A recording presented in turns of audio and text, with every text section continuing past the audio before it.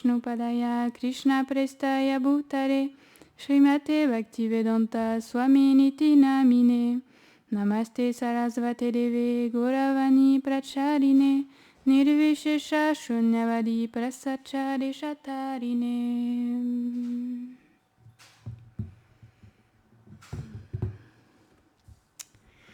Donc comme je disais, ce chapitre il était assez long et comme j'ai expliqué déjà la semaine dernière, du fait que c'est des négociations et alors ça a tendance à se répéter au niveau de ce qui est dit. Et dans ce chapitre, du coup, il y avait beaucoup de ça et je voulais essayer de mener les chapitres un peu différemment pour que ce soit plus facile à entendre, parce que c'est différent quand c'est des dialogues de les lire, mais d'en parler, alors c'est plus compliqué pour que ce soit compréhensible. Et donc, on avait vu la dernière fois comment Dhritarashtra, il était pris par la peur. On avait vu comment il avait parlé avec Sanjay, etc.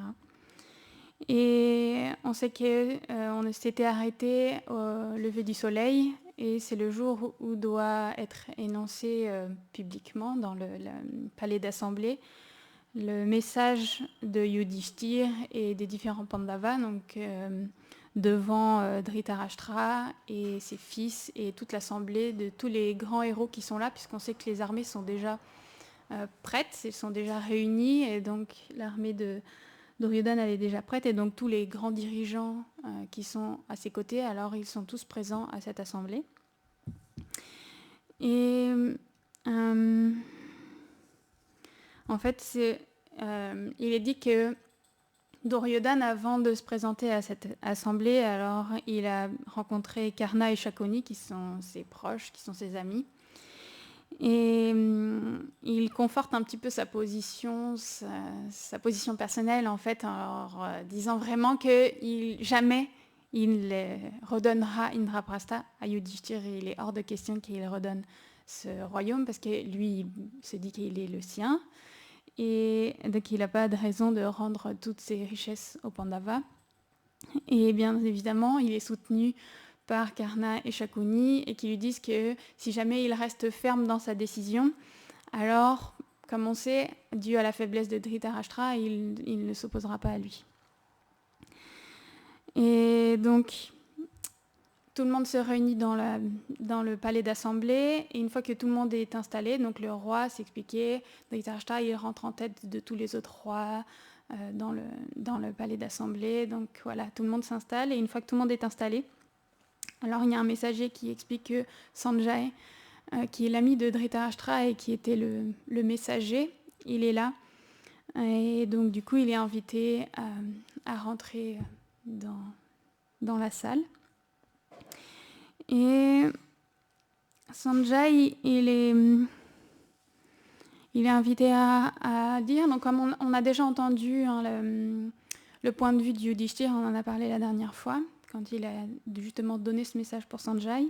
Donc on sait que Yudhishthir, il a demandé à pouvoir récupérer Indraprastha, ou bien il était prêt même à accepter simplement 5 villages, puisque leur devoir en tant que kshatriya, en tant que dirigeant, il est de protéger le peuple.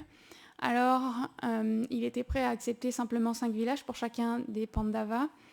Et si jamais Duryodhana n'est pas favorable même à donner simplement 5 villages, alors il serait obligé de faire la guerre. Donc ça, c'est le message de Yudhishthir. Et Dhritarashtra, lui, il aimerait entendre également parler du message d'Arjuna, parce qu'il est un grand combattant et il aimerait entendre le point de vue de cette grande personnalité. Et Sanjay, il explique que Arjuna, quand il a délivré son message, il était auprès de Krishna, parce que Krishna, il était avec eux à ce moment-là.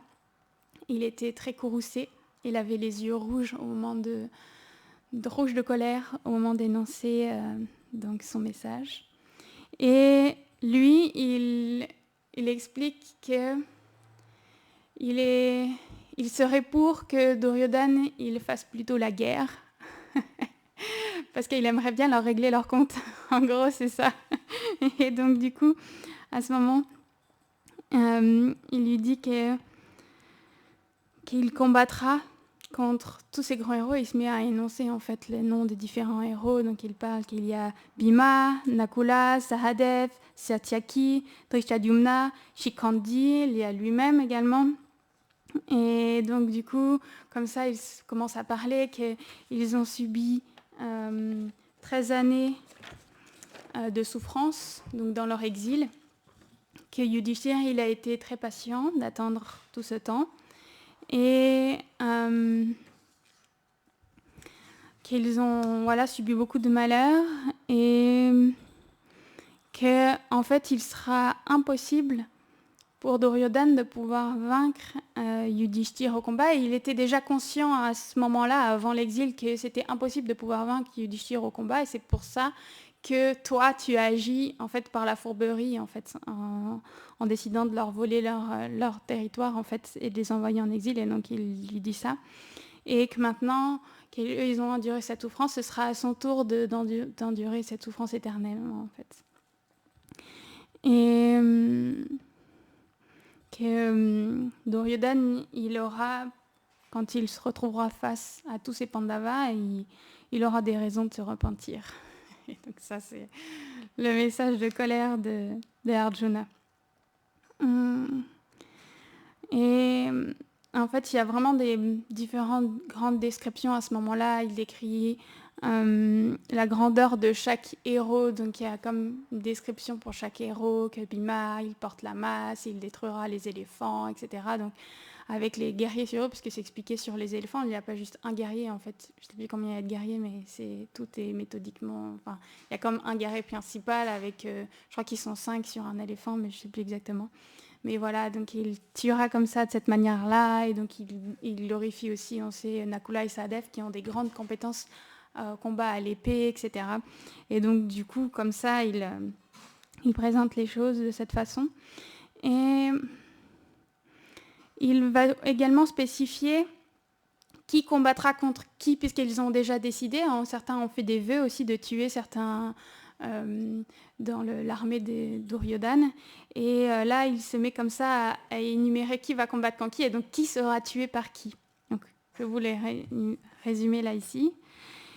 Ils en parlent à plusieurs endroits, donc je vais tous vous les scinder en une fois. Et donc, à ce moment-là, Arjuna, il explique que Drishtadyumna, il tuera Drona. Shikhandi, donc Shikhandi, on sait qu'il est le frère de Draupadi. Lui, il tuera Bhishma. Bhima, lui, il a fait sa promesse, bien évidemment, de tuer Duryodhana et tous ses frères. Arjuna, lui, il tuera les guerriers par dizaines de milliers, et ainsi que Karna, et il se battra également contre Jayadratha. Et donc également les fils de Karna et les partisans autour de Karna. On a Yudhishthir, lui, il a promis de tuer Shalya. Donc on sait que Shalya, on en a parlé, je ne sais plus si c'est la semaine dernière ou la semaine d'avant, mais Shalya, c'est l'oncle de Yudhishthir, et on sait qu'il avait voulu rejoindre l'armée des Pandavas et qu'il s'est fait tricher sur son chemin par Duryodhana, et il a on fait une tricherie en fait pour l'obliger à rentrer dans son propre camp. On sait qu'il a promis de comment je pourrais dire, de décourager Karna au moment où il devra combattre contre Arjuna, et Shalya, il était au moins content de pouvoir faire ce service pour Yudhishthir, mais tout de même, parce que c'est comme maintenant il est dans l'armée adverse, Yudhishthir, il a quand même promis personnellement qu'il tuerait Shalya. Abhimanyu, lui, le fils d'Arjuna, il tuera tous les petits-fils du roi. Et Sahadev, lui, il a promis de tuer Shakuni. Nakula, il tuera Uluka, qui est le fils de Shakuni. Et toute la horde de gens que Uluka, il dirige. Donc là, on a plus ou moins les promesses de chacun, de qui combattra contre qui tuera qui. Et il faut voir un petit peu dans l'assemblée comment ça se passe. Ça veut dire que quand il dit tout ça, alors peut-être le Dhritarashtra, lui, il a peur, il tremble, mais Duryodhana qui est sûr de lui et Karna qui est sûr de lui, juste ils rigolent et ils se moquent en fait quand ils entendent ça parce qu'ils sont tellement sûrs d'eux-mêmes. Et Arjuna, il continue dans son discours et il parle aussi du fait qu'il est accompagné par Krishna également, qui sera son conducteur de char, et même s'il ne combat pas, là où il y a Krishna, alors il y a toujours la victoire. Et parce qu'auprès de cette personne, en fait, on ne peut pas échouer. Et il explique que celui qui désire vaincre Krishna, alors, c'est comme s'il souhaite nager dans l'insondable océan, ou bien éteindre un feu ardent avec juste ses mains, ou bien arrêter le cours du soleil et de la lune dans les cieux. Et on peut dire à quel point c'est comme impossible de pouvoir avoir un tel désir. Et il explique qu'il est le meilleur des hommes, il est le seigneur des mondes, il a tué tellement de puissants démons. Donc là, je résume, mais voilà, il commence à énumérer certains démons que Krishna il a tués. Il a tué par exemple l'invincible Naraka. Et donc on passe, on sait qu'il y a différents grands démons qu'il a tués. Et donc lui dit, en fait, Duryodhana, il veut vaincre Krishna, mais Krishna, il est Vishnu lui-même, parce qu'on sait que Arjuna, quand Krishna, en fait, il est à Dwarka, alors ceux qui sont proches de lui, ils ont comme... C'est pas comme à Vrindavan où ils sont complètement ignorants de sa nature d'être Dieu, parce qu'ils sont complètement recouverts par l'amour, ils sont dans un échange très intime. Alors Arjuna, lui, en même temps, il a cet échange très intime avec Krishna, mais quand il est à Dwarka, Krishna, il a un petit peu plus de Ishvala, c'est ça qu'on dit ? Plus Ishvaya, ça. Et donc du coup, montre plus son côté de la puissance, son côté qu'il est Dieu. Et donc du coup, Arjuna, c'est comme si tantôt il est complètement recouvert, il est dans son amitié avec Krishna, il va jouer avec Krishna, il dort avec Krishna, etc. Et de temps en temps, alors il a cette conscience que Krishna, il est Dieu. En fait, il y a ces deux choses-là qui sont plus mélangées. Et donc du coup, il est capable de dire à Duryodhana que Krishna, il est Vishnu lui-même, en fait, il est Dieu, la personne suprême. Et donc c'est complètement fou d'ignorer cette chose-là. Et donc, parce qu'en plus de ça, il a entendu, parce que bien sûr, chacun envoie des espions dans le camp adverse pour savoir ce qui se passe. Et donc, il a entendu parler que Duryodhana, il est conscient quand même que Krishna, il a une certaine puissance, même si il n'a peut-être pas pleinement conscience que Krishna, il est Dieu. Ça reste assez flou dans son mental, Duryodhana. Mais parce qu'il a quand même conscience que c'est pas quelqu'un d'ordinaire. Alors, il a déjà essayé de faire des plans. Pourquoi pas, il pourrait le kidnapper ou essayer de le convaincre d'aller dans son propre camp et tout ça. Il dit c'est fou de pouvoir penser même cette chose-là. Et Bhishma, quand il entend tout ce discours, une fois qu'il a fini d'énoncer donc les paroles des Pandavas, alors en fait, bien sûr, il soutient que cette guerre est complètement absurde et qu'effectivement, s'attaquer à Krishna et Arjuna, c'est complètement fou. Et il prouve ses dires en parlant de Nara et Narayan. Il explique comment Nara et Narayan, dans des temps plus anciens, et un jour, en fait, ils étaient rendus auprès de Brahma. Et c'était un moment où les Devas, ils se faisaient beaucoup attaquer par les Asuras. Et ils étaient venus justement sur la planète de Brahma pour implorer son aide.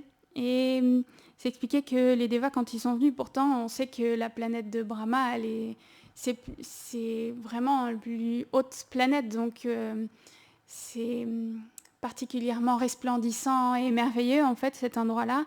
Mais quand même, là, il y avait Nara et Narayan, et eux-mêmes, ils brillaient même plus fort que toute cette atmosphère qu'il y avait autour, tellement ils étaient extraordinaires, quoi. Et Brahma, il leur a expliqué que Nara et Narayan, c'était des ascètes qui méditaient depuis de très très très longues années. Et on sait que Narayan, il est Dieu la personne suprême. Et en fait, qu'il encourage les Devas à implorer l'aide de Nara et Narayan pour les aider à tuer les Asuras. Et en fait, c'est ce qu'ils ont fait, Nara et Narayan. Ils ont aidé les Devas et ils ont vaincu de nombreux forts et puissants Asuras. Et Bhishma, il explique que ce Nara et ce Narayan, ils ne sont pas différents de Krishna et de Arjuna, parce que Arjuna, il est Nara et Krishna, il est Narayan. Et il explique comme ça devant l'Assemblée qu'ils sont venus dans cette forme aujourd'hui de Krishna et de Arjuna. Et donc du coup, vu déjà les tellement grands faits qu'ils ont fait dans quelque part cette vie passée, comment ils peuvent même oser vouloir faire la guerre contre ces personnes-là. Donc il lui dit simplement, il faut faire la paix et il ne faut pas désirer ce conflit parce que c'est perdu. Et en fait, simplement, la race des Kourous va être complètement anéantie s'il y a cette guerre qui doit avoir lieu. Et il lui dit en fait que s'il veut vraiment pas écouter ses conseils, en fait, il s'en rappellera en fait à un moment ou à un autre, il s'en rappellera sur le champ de bataille quand il sera face à tout ça et qu'il sera sur le point de mourir. Et il lui dit en fait que il dénonce un peu Duryodhana qu'il n'écoute jamais les conseils de ses aînés. Et simplement, il écoute les conseils de 3 personnes. Il écoute les conseils simplement de Karna, qui est un fils de Sutta et qui a été rejeté même par son gourou. Et il écoute toujours Shakuni, qui est, on sait, quelqu'un de particulièrement fourbe. Et toujours aussi son frère Dushashan, donc son frère qui vient juste après lui, qui a l'esprit étroit. En fait, il dit simplement, tu écoutes toujours ces conseils de ces personnes-là et tu n'écoutes jamais tes aînés. Et à force d'entendre toutes ces paroles, bien entendu, Karna, qui a beaucoup de fierté, il est devenu vraiment en colère. Il s'est levé à ce moment-là et il s'est mis en colère contre Bhishma. Et en fait, il trouve, en fait, Karna, il trouve que c'est injuste que Bhishma, il parle de lui comme ça, parce que lui, il est toujours dévoué au Kourou, en fait. Donc il dit c'est pas juste qu'il parle de lui comme de cette façon-là, parce qu'il est prêt même à combattre jusqu'à la mort, en fait, pour pouvoir défendre la cause de Dhritarashtra, etc. Et donc du coup, il se défend de cette façon-là, que c'est pas juste cette chose-là, et qu'il a jamais abandonné la vertu, etc. Et donc du coup, on rentre un petit peu dans ce genre de débat, en fait, ce jour-là dans l'Assemblée. Et Bhishma, il continue dans sa lancée, puisqu'il défend son point de vue par rapport à Karna, et il se tourne vers Dhritarashtra, et il lui dit qu'effectivement, son fils, il est toujours influencé par cette personne, Karna, et que ce Karna-là, il n'est même pas 1/16e des Pandavas. Donc il continue à casser complètement la fierté de Karna, qu'il fait toujours des promesses vides, qu'il est quelqu'un de vaniteux. Et pour prouver ses dires, en fait, il rappelle des batailles passées, et en fait, il lui dit est-ce que tu te rappelles dans cette bataille au royaume de Matsya, donc qui vient juste d'avoir lieu juste avant, devant même Karna, Arjuna, il a tué le frère de Karna, et Karna, il n'a rien pu faire. On sait qu'il a même été blessé grièvement et qu'il s'est enfui, en fait, pour ne pas avoir à combattre plus longtemps Arjuna, parce que sinon, il aurait été vaincu. Et il lui rappelle également l'épisode aussi avec les Gandharvas, quand Duryodhana et tous ses frères, ils ont été attrapés par les Gandharvas, ils ont été vaincus et ils ont été faits prisonniers. Et où était Karna à ce moment-là? Pareil, de la même façon, il avait été blessé grièvement par les Gandharvas, il s'était enfui du champ de bataille, il avait laissé Duryodhana et ses frères à être faits prisonniers. Et qui était venu les aider? C'est Arjuna et Bhima qui étaient venus les aider, qui les ont relâchés, etc. Donc il dit, voilà, cette personne-là qui influence ton fils, il vaut rien, quoi. En fait, il lui dit cette vérité-là. Et Drona, derrière, il parle, et il a pu bien évidemment les dire de Bhishma qu'il ne faut pas faire cette guerre. Encore une fois, la puissance des Pandavas, elle est particulièrement spéciale. Et donc, Dronacharya, de la même façon, il décourage complètement ce conflit. Et Sanjay, qui est le messager, il est encouragé à parler davantage. Et il explique comment tous les rois qui ont été assemblés en fait autour de Yudhishthir, ils sont complètement dévoués à lui et ils sont prêts à se battre en fait sur le champ de bataille auprès de lui et que Yudhishthir au milieu de tous ces rois, alors il est comme Indra entouré des dieux en fait, tellement sa présence elle est forte quoi. Et Dhritarashtra lui il veut avoir une description des troupes puisque Sanjay il est comme la seule personne à pouvoir faire une description vraiment, parce qu'il a vu les deux armées en fait, donc il peut comparer même la force de ces deux armées-là. Et puisqu'il a vu l'armée des Pandavas, alors Dhritarashtra il encourage à faire une description de l'armée des Pandavas. Et Sanjay il commence à réfléchir et quand il se remémore alors la vision de l'armée des Pandavas, alors il s'évanouit. Tellement la puissance, le souvenir de cette puissance, elle était forte dans sa mémoire. Alors à ce moment-là, bien évidemment, ils lui mettent un peu d'eau fraîche sur son visage, etc. Ils s'occupent de lui pour lui faire reprendre ses esprits. Et donc à ce moment-là, qu'est-ce que je pourrais dire à ce moment-là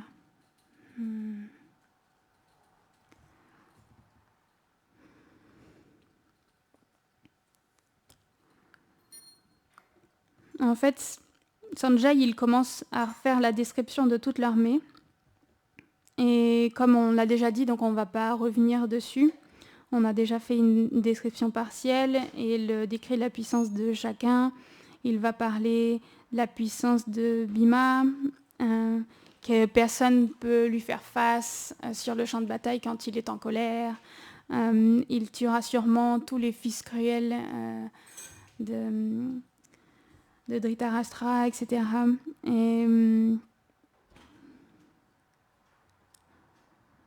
Et en fait, Dhritarashtra, quand il entend tout ça, lui-même, il commence à se lamenter. Parce qu'il se rend compte vraiment... Et lui-même, en fait, il fait même la description de tout ça, de la puissance de Bhima, de la puissance de Arjuna, et il commence comme ça à se lamenter et à dire comment... Enfin, juste tous mes fils, ils vont mourir. Et donc, il rentre comme ça dans une lamentation intense. Et personne ne peut leur faire face sur le champ de bataille, etc. Et malgré tout ça, malgré que cette destruction elle est imminente devant lui, alors il ne peut pas en même temps se détacher. Et en fait, il explique lui-même, il ne peut pas se détacher en même temps de son attachement qu'il a envers ses fils, envers ses petits-fils, envers son épouse et tous les biens qu'il a autour de lui. Et ce fait qu'il ne peut pas prendre la décision, bien qu'il soit le roi, de faire stopper en fait tout ce combat. Et il continue et il dit en fait tout ça c'est de la faute de mon fils et c'est lui qui a pris sa décision de faire ce jeu de dés, etc. Et bientôt je me retrouverai seule quand ils seront tous morts sur le champ de bataille, etc. Et quand il continue comme ça, c'est de lamentation, il transpire, il pleure et il parle de toutes ces choses. Il décrit les prouesses d'Arjuna, il décrit les prouesses de Bhima. Et en fait, il dit, quand il parle des prouesses de Arjuna, alors il exprime le fait qu'il ne pense pas que Karna même, il puisse vaincre Arjuna parce qu'il est juste quelqu'un qui est insouciant et passionné. Il ne pense pas même que Drona, il puisse vaincre Arjuna parce que Drona, il dit de lui comme il est vieux, il est affaibli en fait par son affection envers Arjuna, parce qu'on sait que Drona, il est le maître d'armes de Arjuna, comme de tous les Kauravas et les Pandavas. Mais il a une affection vraiment particulière pour Arjuna, et il exprime cette chose-là, Dhritarashtra. Et il pense que personne, en fait, pourrait être capable de tuer Arjuna. Et en plus de ça, il continue comme ça sa lamentation, et il dit même encore plus que ça, ce qui me fait encore plus peur, c'est Krishna, en fait. Parce qu'au-delà de toutes ces forces-là, ils ont... Krishna, il est certainement même égal ou voire même supérieur à ces deux guerriers qui sont Arjuna et Bhima. Et donc du coup comme ça il décrit les forces de Krishna qu'on a déjà un petit peu décrit auparavant. Et Duryodhana, quand il entend ça, alors il commence à craindre que Dhritarashtra il puisse changer d'avis et lui faire stopper toute cette guerre. Alors à ce moment-là il se met à parler, il sort les beaux discours pour redonner un petit peu de courage et de confiance à son père. Et donc du coup, en fait, cette chose-là, elle va se répéter comme plusieurs fois dans la discussion où Dhritarashtra, il tombe dans la lamentation et son fils, il le réencourage et en même temps, la réalité de la force des Pandavas. Et donc du coup, on va avoir cette chose-là qui va s'alterner plusieurs fois dans cette journée de débat. Et donc Duryodhana, il va donner différents arguments. Il va glorifier Bhishma parce qu'il est un tellement grand guerrier. On sait que Bhishma, il a reçu la bénédiction qu'il pourra choisir le moment de sa mort. On sait que Bhishma, il a même pu faire face à Parashuram, qu'il avait comme presque vaincu. On sait que le combat, il a été arrêté avant que ce soit complètement fatal en fait à Parashuram, parce que c'était pas le moment où il devait partir. Et on sait que Bhishma, il a aussi vaincu de nombreux rois quand il était à Kashi, etc. Donc du coup, il décrit comme ça différentes gloires de Bhishma. Et il lui dit à son père, il dit, ce royaume, il est à nous. C'est comment on pourrait même être capable de le rendre à nos ennemis, etc. Donc du coup, notre armée, en fait, elle est comme presque 2 fois plus grande que celle des Pandavas, puisqu'on sait, on a décrit la semaine dernière que les Pandavas, ils ont réussi à réunir 7 Akshoini. Donc Akshoini, c'est un nombre particulier de soldats, donc un nombre de chars spéciaux, un nombre d'éléphants, d'infanterie, etc. Et donc du coup, c'est comme chaque Akshoini, c'est comme une grande armée. Et donc du coup, les Pandavas, ils ont réussi à réunir 7 Akshoini, mais les Kauravas, ils ont réussi à en réunir 11. Et donc du coup, il essaie de rassurer son père en disant, mais nous, on a déjà notre armée, elle est presque 2 fois plus puissante que la leur. Donc pourquoi on a besoin de devenir effrayé? En plus, on a Bhishma avec nous, on a Drona, on a Kripacharya qui sont des guerriers qui sont vraiment tellement puissants. Et donc comme ça, au fur et à mesure des débats, il avance aussi d'autres arguments. Il dit en plus, Yudhishthir, il a même été jusqu'à demander 5 villages au lieu de récupérer Indraprastha. Ça veut dire qu'en fait, il a peur de nous. C'est pour ça qu'il est même capable de nous demander juste 5 villages. Donc lui, il interprète les choses de cette façon-là, au lieu de le voir comme l'humilité de Yudhishthir et comme son désir de vouloir même renoncer à tout. Mais il ne peut pas complètement, on sait que Yudhishthir, il ne peut pas complètement ignorer le devoir qui lui a été donné par Dieu de protéger le peuple. Donc il était même allé jusqu'à proposer 5 villages, mais Duryodhana, lui, il le voit juste comme une faiblesse. Il dit, il est même allé jusqu'à demander juste 5 villages. Et après, il continue, et à un moment, il aussi se glorifie lui-même. Et moi, je suis tellement un grand combattant à la masse, etc. Il lui dit, je suis même égal même à Balaram, qui est mon tuteur. Enfin bon, voilà, il va même jusqu'à se comparer à Balaram lui-même. Et il parle à ce moment-là qu'il s'est tellement entraîné dur et on sait que Duryodhana, il a fait une statue en métal en fait à l'effigie de Bhima et que tous les jours en fait il s'entraîne à ce combat final qu'il va avoir contre Bhima, et donc il s'entraîne contre cette statue de métal en fait. Et donc il assure à son père qu'il va pouvoir vaincre Bhima en un seul coup. Enfin bon voilà, il est vraiment il s'encourage lui-même quoi. Il encourage son père de cette façon. Et bien évidemment, quand Karna il entend ça, il est content, il applaudit son très cher ami et il en rajoute une couche. Et donc on tourne comme ça dans ce cycle-là. Et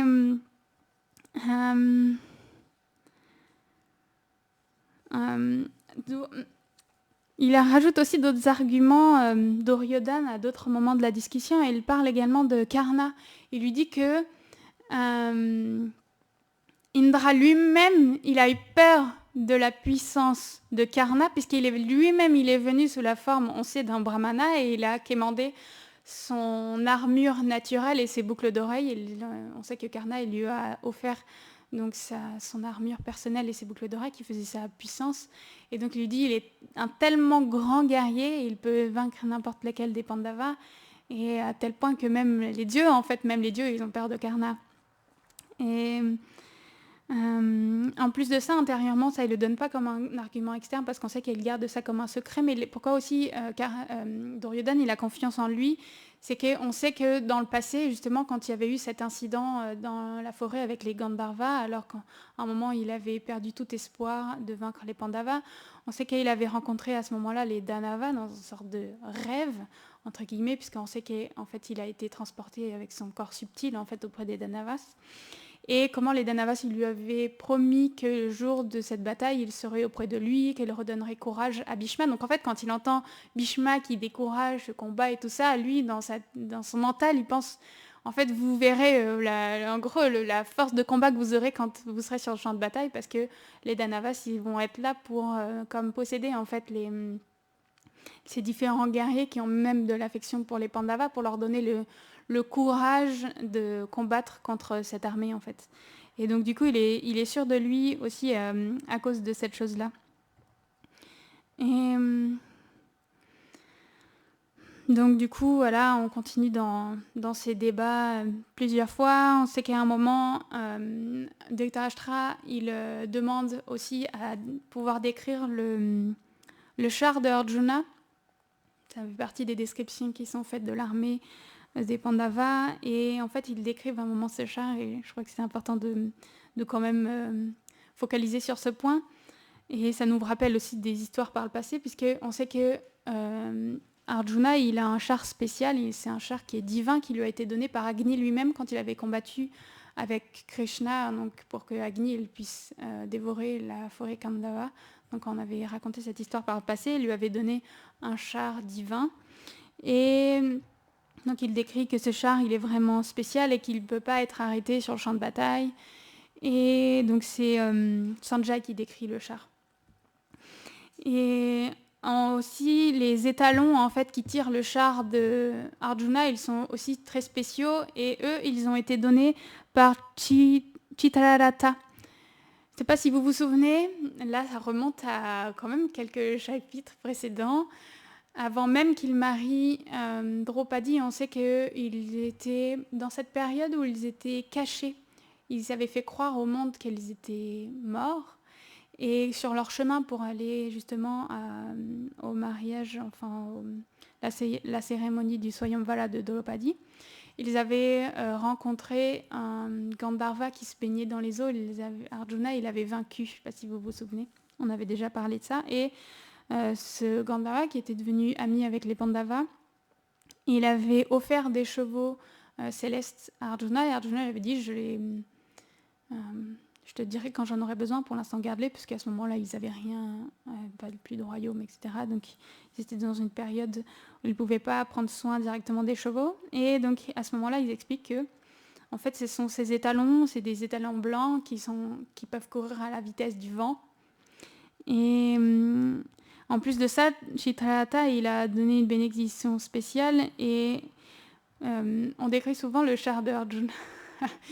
On sait dans les peintures, il est tout petit son char, il est quelque part pas très impressionnant, mais à ce moment-là, il décrit que sa bénédiction, c'est que toujours il y aurait une centaine de chevaux en fait qui tiraient le char d'Arjuna. Peu importe le nombre de chevaux qui seront tués pendant le combat, il y aurait toujours une centaine de chevaux en fait qui tiraient son char. Donc c'est loin des descriptions qu'on peut en faire en fait, en vérité. Et donc, du coup, il écrit, après il continue sa description et lui demande de parler de la bannière de Arjuna, parce qu'il a une bannière vraiment qui est très spéciale. Cette bannière, elle a été créée par Vishvakarma, et elle projette comme une illusion céleste. En fait, elle s'étend dans toutes les directions et sur 13 km. C'est expliqué. C'est pas une bannière ordinaire. Et donc, elle est décrite comme étant comme un nuage de fumée mélangé avec du feu. Elle a les couleurs de Indra. Et assis sur cette bannière, alors on voit bien évidemment Hanuman. On sait aussi, il y a toute l'histoire avec Hanuman, pourquoi il est sur la bannière d'Arjuna. On va revenir sur cette histoire. Et donc c'est Hanuman, il est assis sur cette bannière, et il a aussi beaucoup d'autres êtres célestes à la forme terrifiante sur cette bannière, etc. Donc c'est vraiment cette... Donc bien évidemment, quand il entend tout ça, Dhritarashtra, il retombe dans cette lamentation, etc. Et donc on tourne dans cette description. Et donc, est-ce qu'on pourrait décrire d'autres à propos de ce discours? On ne devrait pas quand même oublier certaines infos.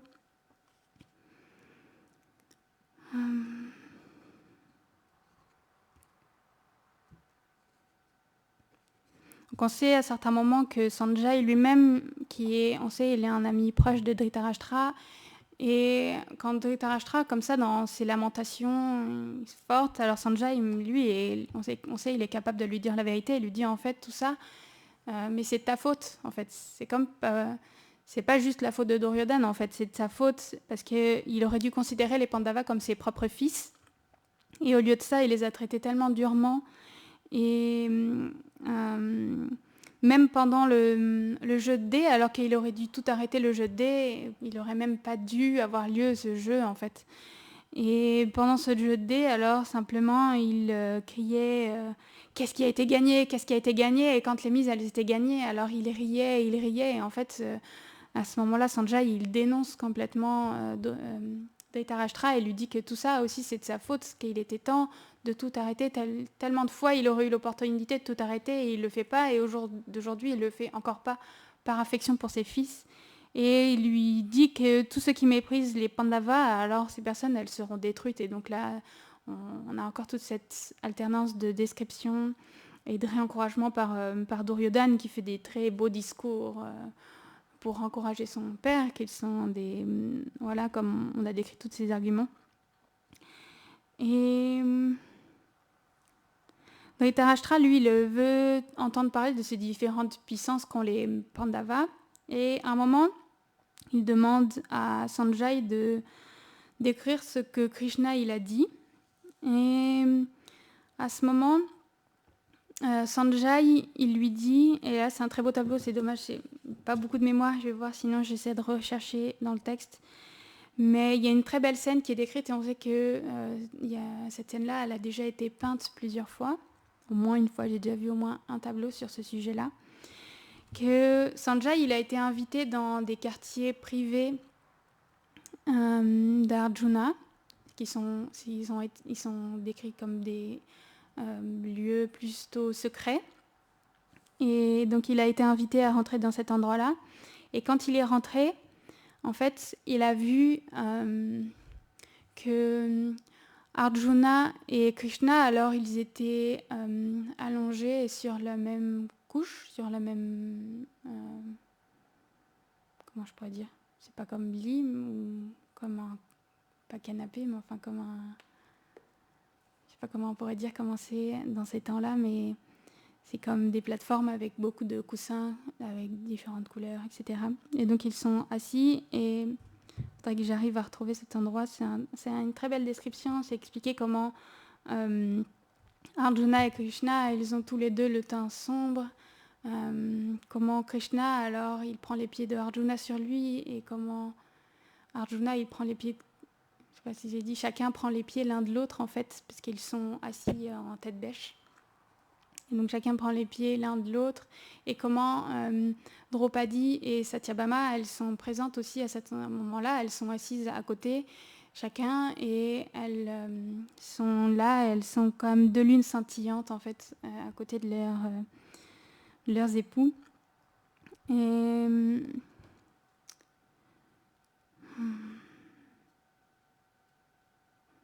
Sanjay, en fait, il s'est expliqué qu'il est très ému en fait de voir cette scène qui est exceptionnelle, qui n'est pas donnée de pouvoir être vue par n'importe qui.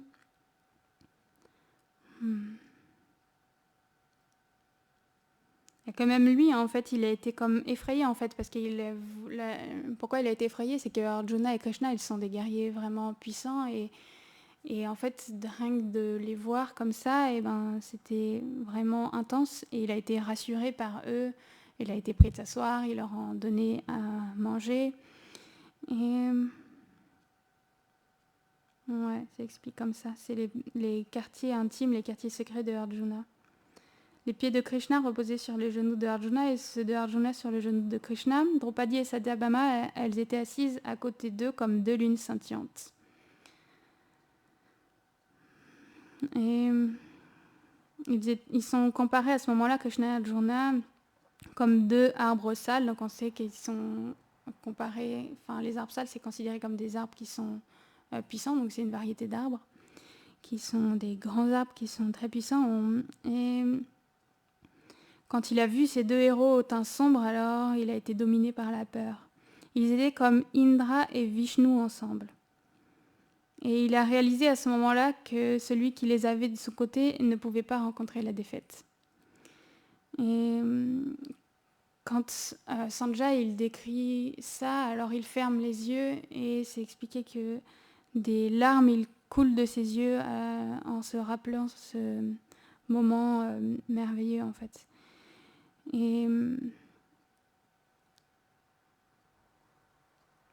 Et à ce moment-là, Arjuna il a encouragé Krishna en fait à donner une réponse en fait appropriée. Et à ce moment-là, Krishna il a parlé. C'est expliqué qu'il a parlé avec des paroles charmantes et douces, mais leur portée était terrible. Et c'était conçu, en fait, ces paroles, elles étaient conçues pour insuffler la peur dans le cœur de Duryodhana et de Dhritarashtra et tous les fils de Dhritarashtra. Donc, en fait, à ce moment-là, Krishna, bien évidemment, dans un premier temps, il offre ses respects à toute l'assemblée, donc à Dhritarashtra et à tous ses fils. Il s'enquiert de leur bien-être. Et il lui dit, en fait, qu'il serait temps pour Dhritarashtra et pour ses fils d'accomplir de grands sacrifices. Et j'ai dû le marquer là. Parce qu'en fait, comme leur fin arrive bientôt, et donc il serait temps de faire de nombreux cadeaux aux brahmanas et de se réjouir une dernière fois en fait auprès de leurs femmes et de leurs enfants, car bientôt ils vont faire face à une grande calamité. Donc ça, c'est les paroles directement de Krishna. Et à ce moment-là, il parle de sa dette qu'il a envers Draupadi. Ah ouais, ça va être difficile d'arriver au bout. J'ai pas vu là. Et il parle de sa dette envers Draupadi et il dit qu'il n'a pas remboursé cette dette parce que quand Draupadi, pour le jeu de dés, elle s'est abandonnée quand Dushashan il a essayé de la dévêtir. Alors à un moment, elle a vu que personne n'était là pour l'aider et elle a pris refuge dans son Seigneur adorable. Et à ce moment-là, elle est décrite comme ayant levé les bras et elle a crié les noms de Govinda. Et Krishna, il lui a donné un sari limité, donc on pourrait penser que sa dette elle a été remboursée ce jour-là, mais Krishna, alors ceux qui s'abandonnent complètement à lui, alors cette dette-là, il a ce sentiment que ça ne peut jamais être remboursé. Et donc du coup, pour cette chose-là, Krishna, il dit qu'il n'a pas remboursé ses dettes envers Draupadi, et que maintenant, ça va être la guerre et que la fin des Kourous, en fait, elle devait être imminente. Et donc à ce moment-là, Krishna il continue de parler, il glorifie Arjuna comme étant un guerrier tellement puissant. Il va continuer encore dans toutes ces descriptions comme on a déjà parlé à plusieurs reprises.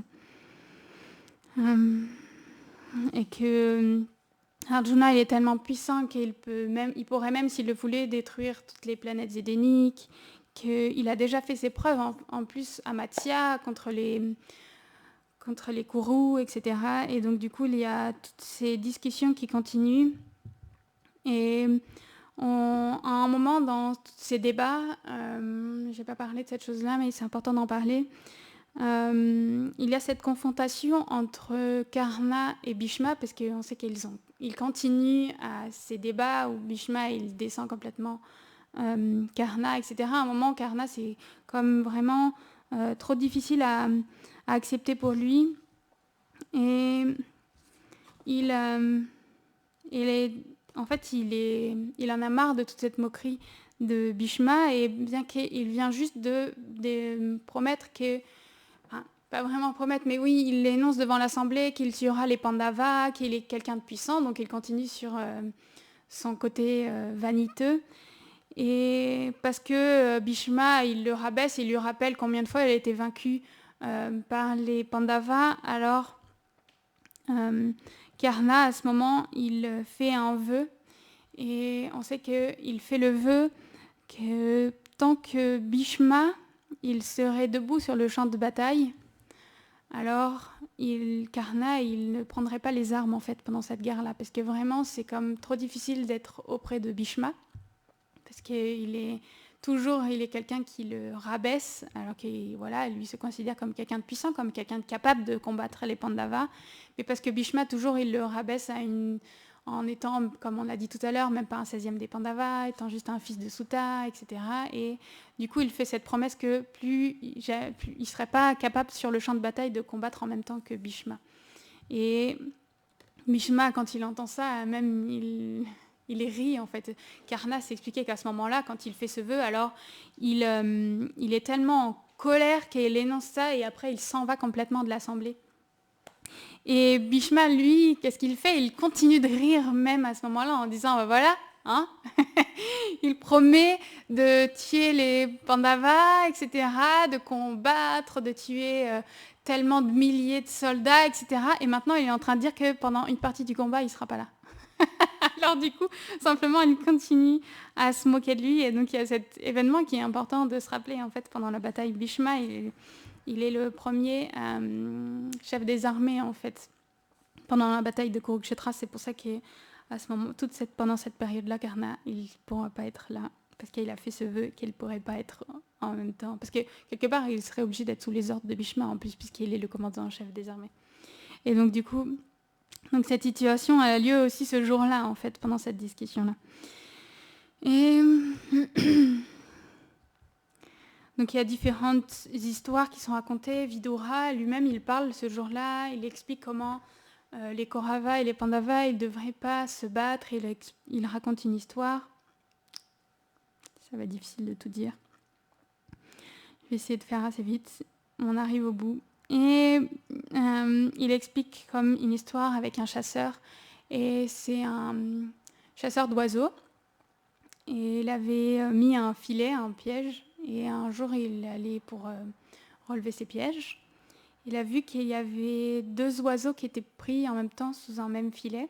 Et en fait, ces 2 oiseaux-là, dans un premier temps, ils sont envolés tous les 2. Et parce qu'ils étaient 2 à voler en même temps, alors ils avaient assez de force pour soulever le filet. Et ils ont commencé à voler comme ça dans les airs. Donc le chasseur, qu'est-ce qu'il a fait? Il a commencé à leur courir après. Et ce chasseur, il croise un sage dans la forêt. Et le sage, il voit cette situation. Il dit « Oh, chasseur, mais comment, toi qui cours sur le sol, tu peux espérer attraper des oiseaux qui volent dans le ciel, en fait ?» Et le chasseur, il lui dit, en fait, parce que pour l'instant, ces oiseaux, ils combattent d'un seul corps, ils volent d'un seul corps, alors ils sont capables de s'enfuir, mais à un moment ou à un autre, j'en suis certain, ils vont être en désaccord, et à ce moment-là où ils vont être en désaccord, alors ils tomberont. Et donc il a continué à suivre comme ça ces oiseaux et à un moment ou à un autre, ce qu'a dit le chasseur est réellement arrivé. Ils ont commencé à vouloir comme pas voler dans la même direction et tout ça. Et en fait, à cause de ça, alors le filet, leur poids du filet est devenu trop important et ils sont tombés. Et à ce moment-là, le chasseur, il a pu les tuer, etc. Et faire, voilà son travail de chasseur. Et pourquoi Vidura il dit ça? Il dit que parce que les Pandavas et les Kauravas, ils sont une seule et même famille, ils sont cousins et ils ne devraient pas se battre parce que le jour où ils vont se battre, alors ça va être, il va y avoir tellement, enfin ça va être une grande calamité quoi, qui va s'abattre sur la race des Kurus en fait, qu'il va y avoir tellement de morts en fait, et donc c'est pour ça qu'il faut éviter cette guerre. Et donc tous ces arguments, ils sont énoncés ce jour-là vraiment. Ces aînés, puisque c'est les aînés qui combattent la cause de la paix, ils ont vraiment donné tout leur possible pour que ça se soit évité. Et même à un moment, Dhritarashtra lui-même, il se met à pleurer et il supplie son fils, mais pas comme un ordre. Ça veut dire qu'en tant que le roi, il est quand même supérieur à son fils et il aurait dû pouvoir donner l'ordre que tout ça s'arrête, que toute cette absurdité s'arrête, mais simplement il est dans cette lamentation « Ah, je t'en supplie, arrête ça !» et simplement il pleure et il gémit. C'est expliqué qu'à ce moment-là, c'est comme montrer devant tous qu'il n'a aucune autorité. Et à cause de ça, Duryodhana, il peut se lever et parler et assurer en fait que jamais il ne rendra Indraprastha et qu'à cause de ça, il y aura la guerre en fait et qu'il n'y a pas d'autre solution à cette histoire-là. Et d'une façon ou d'une autre, cette assemblée, elle se finit sur cette note et chacun rentre chez soi. Simplement, Dhritarashtra, il est encore dans le palais d'assemblée et Sanjay, il reste avec lui parce qu'il veut encore parler un petit peu avec Dhritarashtra. Et parce qu'il sait que ses paroles, comme on sait, il se considère comme il est conducteur de char. En fait, il est conducteur de char de Dhritarashtra. Il se considère comme quelqu'un qui est un sutta et donc qui n'a pas la puissance, on va dire, pour convaincre le roi dans ses arguments. Et il se dit qu'il serait bien qu'il soit soutenu par quelqu'un. On sait qu'il avait déjà fait ça la nuit précédente. Et cette fois-ci, il a demandé l'aide, le soutien de son propre maître spirituel, qui est Vyasadeva. Sanjay, il est le disciple de Vyasadeva lui-même. Et donc, il demande son soutien, il demande l'autorisation à Dhritarashtra, qui accepte. Et Dhritarashtra, il fait également venir son épouse Gandhari dans cette discussion. Et lors de cette discussion, Vyasadeva, il bénit Sanjay de pouvoir parler librement et de tout dire en fait au roi au sujet de Krishna, parce que c'est, comme on l'a dit, c'est le point principal par rapport à ce conflit, c'est le point le plus dangereux, on va dire, de cette guerre, c'est Krishna. Et donc il lui donne la bénédiction de pouvoir parler librement. Il explique du coup Sanjay que Krishna, en fait, c'est lui la vraie force des Pandavas. Et c'est sa force, en fait, qui résume complètement celle de Pandava, sachant que la force de Krishna, elle est illimitée, en fait. Donc c'est ça qu'il commence à expliquer à Dhritarashtra. Et que, en fait, Krishna, il pourrait même faire face au monde entier. Il pourrait, en un claquement de doigts, il pourrait réduire le monde entier en cendres. Ça, c'est la force de Krishna. Et il dit que là où il y a la vérité, la justice, la vertu, la modestie, l'humanité, alors à cet endroit-là, Krishna, il se trouve toujours à cet endroit. Et où se trouve Krishna, il y a toujours la victoire. Et il énonce tous ces faits-là à Dhritarashtra et à Gandhari qui sont présents et les Pandavas, simplement, ils sont l'instrument de son désir. Et quel est le désir de Krishna? Il est d'annihiler tous les mécréants et les éléments irreligieux en fait de ce monde, et ses fils, ils font partie de ces éléments-là en fait. Et Sanjay, il explique tout ça à Dhritarashtra, et Dhritarashtra, il transpire, et là, dans la crainte, à ce moment, c'est expliqué qu'il attrape la main de son épouse, et il serre fermement la main de son épouse, et Sanjay, il continue à parler, et même Dhritarashtra, il encourage quand même Sanjay à parler. Il veut en entendre plus sur Krishna. Et il sait en fait que Sanjay et Vyasadeva, ils considèrent Krishna comme étant la divinité suprême, donc Dieu, la personne suprême. Et lui, en fait, en son fort intérieur, dans Dhritarashtra, il n'est pas sûr de cette chose-là. Et pourquoi eux qui sont des grandes personnalités? Parce qu'il connaît quand même Vyasadeva, il est tellement grand sage, d'ailleurs indirectement il est son père. Et comment ça se fait que eux, ils ont pu réaliser que Krishna, il était Dieu, et que lui-même, il n'a pas pu réaliser cette chose-là? Et Dhritarashtra, il pose cette question-là à Sanjay et à Vyasadeva. Et ils expliquent que ceux qui sont trop attachés à la matière, ils ne peuvent pas connaître en fait cette grande personnalité.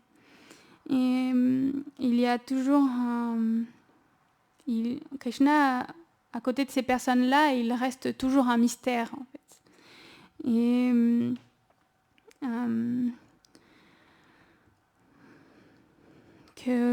au contraire, lui, donc Sanjay qui parle, lui, il a toujours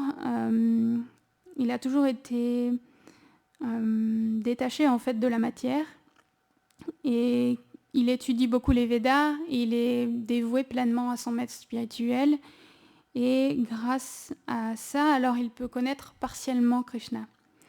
Et en fait, Vyasadeva, il encourage Dhritarashtra à suivre son chemin, en fait. Il lui dit, maintenant, tu peux, en fait, si tu veux pouvoir connaître Krishna, alors il faut que tu suives le même processus que moi. Il faut que comme on a déjà parlé les semaines précédentes de cette chose-là, de qu'est-ce qu'est un sage. On avait expliqué qu'est-ce qu'était un sage. Donc là, à ce moment-là, on reparle de ce sujet-là, qu'il faut se détacher des sens, etc., qu'il faut se détacher de la matière. Et donc il y a tout un processus d'abandon également au maître spirituel, et d'un processus qui vont nous mener en fait jusqu'à connaître notre identité et à pouvoir connaître par là, de pouvoir connaître Krishna. Et ils continuent ensemble de parler de Krishna, et Dhritarashtra, il pose beaucoup de questions au sujet de Krishna.